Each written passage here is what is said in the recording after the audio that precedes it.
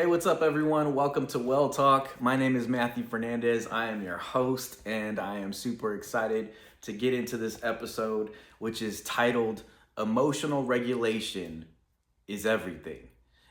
This is so important for everyone to catch because emotional regulation pretty much brings balance to our actions, our thoughts, actions as well as like behaviors, the way we interact with people, all of those things, what we say, even how we end up perceiving things like thoughts and feelings. Emotional regulation brings the balance to it all. And if you are somebody who has to perform or somebody who is constantly needing to really be on point and really just be locked in for certain duties, or even let's say you have to do things under a lot of stress and you manage so much and yet you're still trying to figure out how do I do that while staying calm, cool, and collected. This is why emotional regulation is so important. And so many people don't talk about it enough, which is surprising to me because I think that it really is the centerpiece of everything when we're talking about, like I said in the beginning, how we think, how we respond to the way we think, what we say, what we do, our behaviors, and then lastly, how we perform, especially under pressure. Now, if you're new to this podcast, please go and listen to the Performing Under Pressure, an Unbreakable Mind Stance episode here on Well Talk. That breaks down the mind stance, which essentially is a position that you have where you are able to pivot and adjust as needed accordingly in situations, which leads to the emotional regulation that drives everything. And I think if we put that at the core, the piece, the centerpiece of what we need, then we will see how we have a change for the better in our disposition as well. For example, hey, how many times do we have thoughts that come through our head where we want to say something or we want to do something and we're like, I don't know if I should say that. I don't know if I should do this. This is probably not a good idea, right? What is it that prevents you from acting out or being impulsive? Well, it's your ability to emotionally regulate. Now you might be thinking, well, what exactly is that? And what is the process there? Well, let me break it down very simply for you. Number one, it's to acknowledge the feeling in the moment. So as you have the feeling or the thought, you acknowledge it and you say, okay, this is how I'm feeling or this is how I'm thinking. Number two, you respond. But this is the important part. How you respond makes all the difference. So if you're used to responding to thoughts and feelings in a certain way, which maybe might or could be a negative way, then you will usually respond that way. However, if you retrain your brain and the way you respond to do things where you take a pause before, even if it's like a 0.001 second pause, you are giving yourself time to think and actually process quickly in that moment before you act. So we have the feel or think, right? Then we have the respond. But before that, we need to take that stop moment. So we need to say, hold on, stop. How should I respond in this? And you might be thinking, okay, that sounds a little too good to be true, because in the moment, we're not always able to stop and like think and process things. Not for long periods of time. However, we are able to take a brief momentary pause before we respond or before we act. And sometimes it's even muscle memory that makes all the difference. For all my athletes out there, for example, if you're on the basketball court or you're playing football or you're on the baseball field, you have muscle memory that just kind of follows through with certain actions and behaviors and things that even when you're playing catch and you have the glove and you do it so much that you start reaching and you know exactly where the ball's gonna go. for pitchers, for catchers, for people that play certain positions, for basketball players playing a certain position, passing, a point guard. They know, oh, there's the spot. I just know muscle memory. I can pass and get it down to that spot. I get it right to where the person needs it to help them score. Or muscle memory for shooters as well. When people go and they shoot, these guys shoot so many times that they just let it go, and the release is just like, okay, here it is. It's smooth. It's just what? It's a rhythm. It's a process. It's almost like it's automatic. Now, when you talk about CBT, there are automatic negative thoughts that come. But if you're able to respond accordingly to those automatic negative thoughts, you can then rebuttal. And that's where the mind stance comes into play. You can pivot in the moment, just like, since we're talking about sports, basketball, you pivot with your foot in order to make sure you can adjust accordingly and not compromise your standards or your values. That is emotional regulation. When you can pivot and adjust without compromising your belief system, without acting out of pocket, without being impulsive, or without just blurting things out.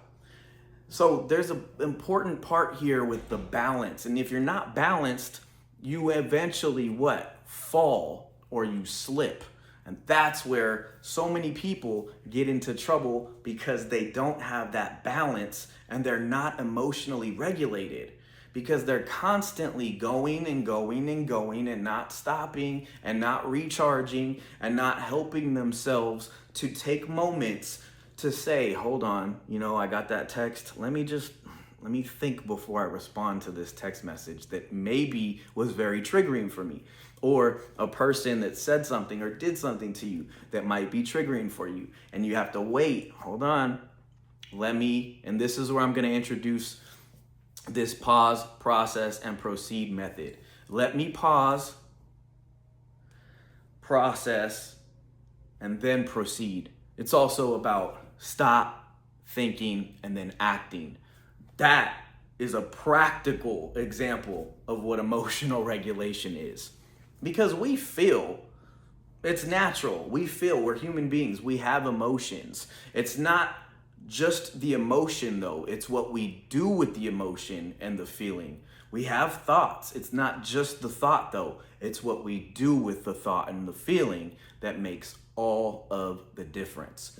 So going back to this performance part, people that need to perform well under pressure, if you can learn how to regulate your emotions, you will then start to notice an enhancement in your performance, because you will be able to manage feelings that maybe are uncomfortable, or that maybe cause tension, or maybe cause distress or anxiety or doubt.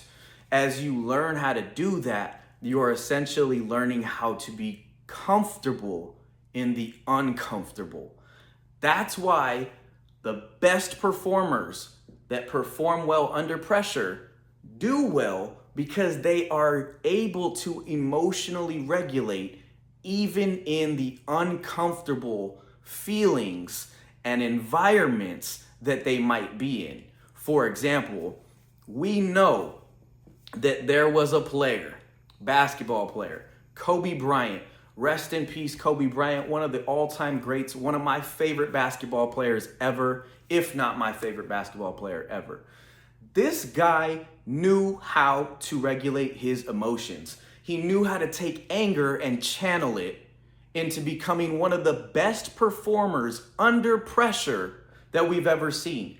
And not only that, but one of the best performers that was angry that we have ever seen. Now, how can you do that? How can you channel your anger and say, this player's got me mad, this person's got me mad? So many people end up doing worse when they get angry, because they just act without thinking, or without stopping, without processing. Or they don't learn how to embrace the anger and say, I'm angry, but let me use this anger that's causing all this adrenaline to amp up to help me be more alert, more aware, and be quicker in my response time. That was something that Kobe knew how to use and channel. Kobe was one of the few players that you did not want to get angry, because you knew if you got him angry, it was like he elevated to another level. If you want to elevate to another level, no matter what type of emotional state you are in, you have to learn how to emotionally regulate. Now, this is obviously a process that we do on a daily basis in order for it to become more of a habit.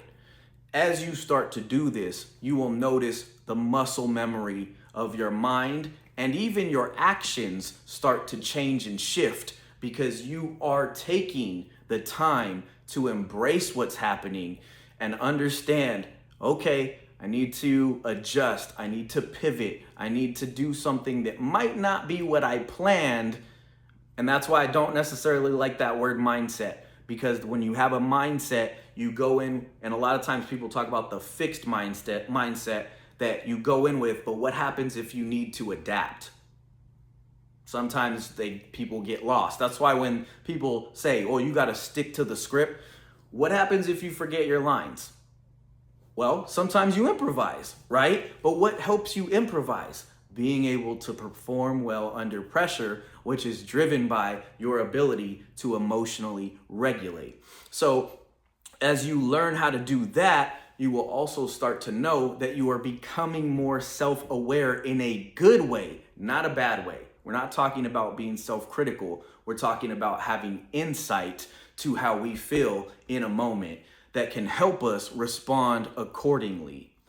But if we don't take the time to actually slow down and actually prepare and give ourselves the breaks that we need, we'll then see that we're flooded, and that's where certain things like even panic attacks kick in, because we have not given ourselves time to let go and release certain things that we've held on to for so long.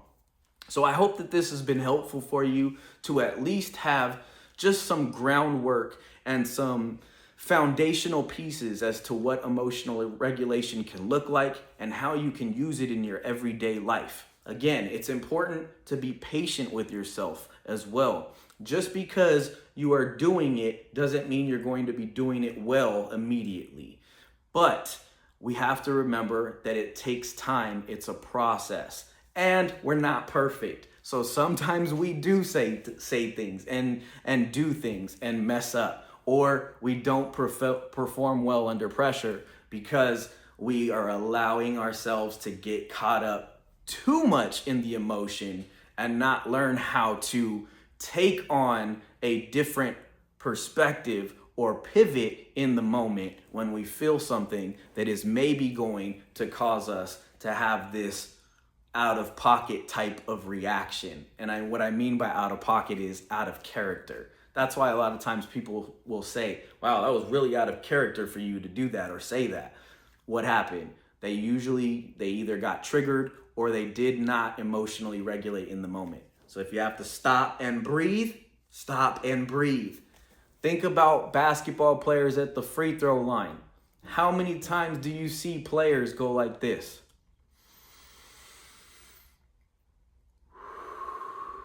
Before they shoot the free throw. Almost all the time. Some just go and they shoot it, right? And that works for them. But many of them breathe first and then follow through. They take a pause.